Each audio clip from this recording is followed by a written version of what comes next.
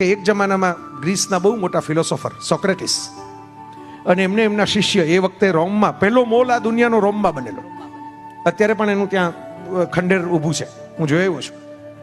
તો સોક્રેટિસ એમના શિષ્યો લઈ ગયા કે ગુરુજી આપ જુઓ કે દુનિયામાં કેવી કેવી વસ્તુઓ બને છે, કેવી કલા કારીગરી છે, કેટલા બધા ઘરેણાઓ છે, કેવી કેવી ખાવા પીવાની ચીજો છે. અને આખી બજારમાંથી પસાર થઈ અને સોક્રેટિસને એમ કીધું કે તમને શું જોઈએ છે, અમે અપાવી દઈએ તમને. એટલે સોક્રેટિસે એમ જવાબ આપ્યો કે હું તો રાજી થઈ ગયો કે કેટલી બધી વસ્તુઓ વગર હું જીવી શકું છું. આટલું બધું બજારમાં મળે છે પણ આ એકેય ન હોય તોય મારું જીવન તો ચાલે છે. અસલી સુખનું સરગમ તો આ છે.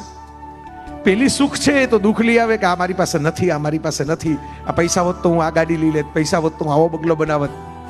પણ કોઈ વાર કુદરત કંઈક જુદું ચકડોળ ચલાવે અને એ તો ચાલુ જ રાખવાનું. ત્યારે આપણે યાદ એ રાખવાનું કે આ સોક્રેટિસે કહેલું ને કે આ બધી વસ્તુઓ વગર પણ આપણા પૂર્વજો જીવતા અને એ જીવી ગયા તો આપણે પેદા થયા. તો એનો અર્થ એવો છે કે સુખ વસ્તુઓમાં નથી, સુખ તો વ્યક્તિઓમાં છે. સુખ સંપત્તિમાં નથી, સુખ તો સંબંધમાં છે.